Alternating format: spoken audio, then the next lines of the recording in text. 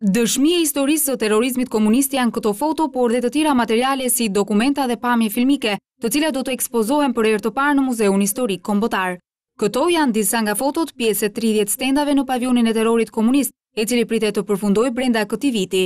Mbi 40% e arkivit në Ministrinë e Brendshme është vënë në dispozicion të këtij pavioni, nga i cili ne siguruam disa prej fotove të paekspozuara më parë. Prej të parë, paraqiten janë 4 ose 5 stenda, siç janë kampet e internimit dhe kampet e punës, spitalet burgje dhe spitalet psikiatrike. E theksoj këtë sepse prej të parë, vizitori, shqiptarët dhe tuajt do shikojnë një gjë të jashtëzakonshme, të veçantë, pra të burgosur, të cilët nuk ishin as pak të smur nga ana mendore, çoheshin në spitalet psikiatrike, trajtoheshin të smur dhe merren me mend si të ishte përfundimi i tyre. Një stend më vetë do të jenë gratë të ekzekutuara të burgosura.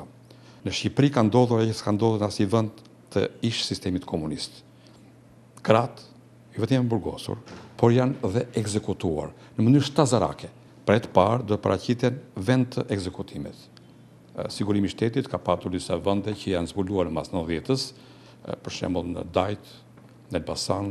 Rikonstruksioni ndërtimor i pavionit të terrorizmit komunist është në një fazë të avancuar të tij. Do të ketë risi në përmbajtje përsa i takon materialeve arkivore, krahasuar me pavionin e genocidit që ka ekzistuar më parë, ndërtuar në maj të vitit 1996. Tani ne jemi në fazën që ka filluar puna në studion përkatëse, nga grupi i përmbajtjes.